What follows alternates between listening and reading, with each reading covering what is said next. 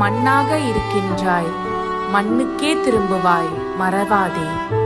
தவக்காலம் என்பது நம்முடைய தவறுகளை உணர்ந்து திருந்தவும், நம்மை நாமே அறிந்து நம்மை இறைவனின் வழியில் கொண்டு வரவும் தரப்பட்டிருக்கும் காலம் என கொள்ளலாம். பழைய ஏற்பாடுகளில் எஸ்தர், தானியல், யோபு ஆகிய நூல்களில் இத்தகைய 40 நாள் தவத்தை குறித்த செய்திகள் காண கிடைக்கின்றன. எனவே இது கிறிஸ்துவின் மறைவிற்கு பின் கிறிஸ்துவர்களால் உருவாக்கப்பட்டது இல்லை என்பதும் பழைய வழக்கத்திலிருந்து பெறப்பட்டதே என்பதும் உறுதியாகிறது.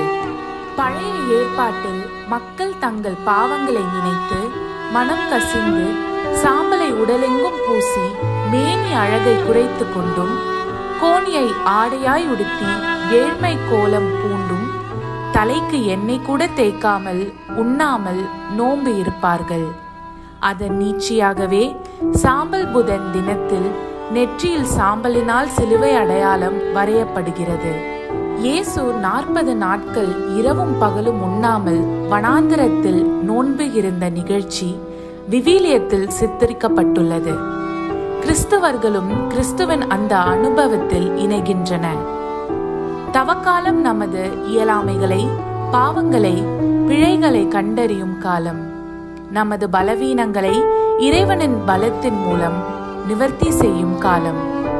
இறைவனின் அருளை பெற விழைபவர்கள் தங்களை தாழ்மை நிலைக்கு தள்ளி இறைவனை முழு மனதுடன் ஏற்றுக்கொள்தல் அவசியம். அதையே சாம்பல் புதன் நினைவூட்டுகிறது.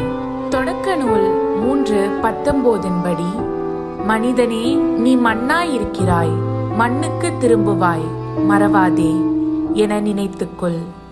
ஆண்டவராகிய கடவுள் நீ மண்ணிலிருந்து உருவாக்கப்பட்டதால் அதற்கு திரும்பும் வரை நெற்றி வேர்வை நிலத்தில் விழ உழைத்து உன் உணவை உண்பாய்.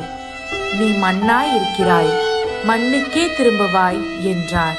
தானியல் 9:3 படி, நான் நோன்பிலிருந்து சாக்கோடை அணிந்து சாம்பலில் அமர்ந்து என் தலைவராகிய கடவுளிடம் திரும்பி மன்றாடி வேண்டிக் கொண்டேன். யோபு 42:5 மற்றும் 6 படி, உம்மை பற்றி காதால் மட்டுமே கேள்விப்பட்டேன், ஆனால் இப்பொழுது என் கண்களே உம்மை காண்கின்றன. ஆகையால் என்னையே நொந்து கொள்கிறேன், புழுதியிலும் சாம்பலிலும் இருந்து மனம் வருந்துகிறேன். ஜபம்.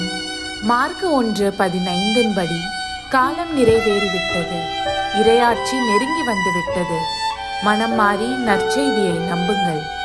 இயேசுவே, என் மரணத்தின் அடையாளத்தை என் நெற்றியில் வைக்கிறீர்.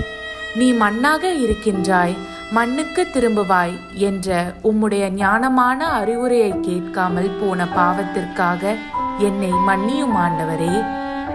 ஒரு நாள் பூமியில் என் வாழ்க்கை முடிவடையும். என் ஆண்டுகளின் வரம்புகள் நிர்ணயிக்கப்பட்டுள்ளன.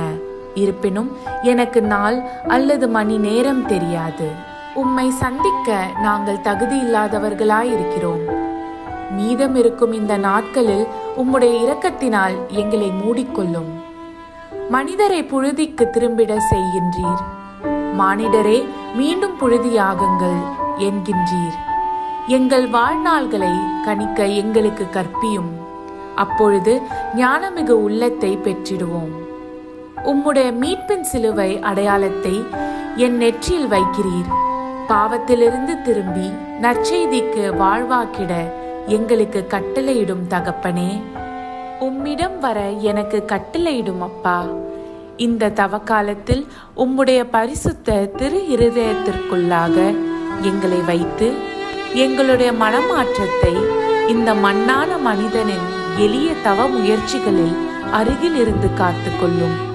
உம்முடைய பரிசுத்த இரத்தத்தினாலும் தண்ணீரினாலும் எங்களையும் எங்கள் குடும்பத்தையும் காத்து கொள்ளும் தகப்பனே.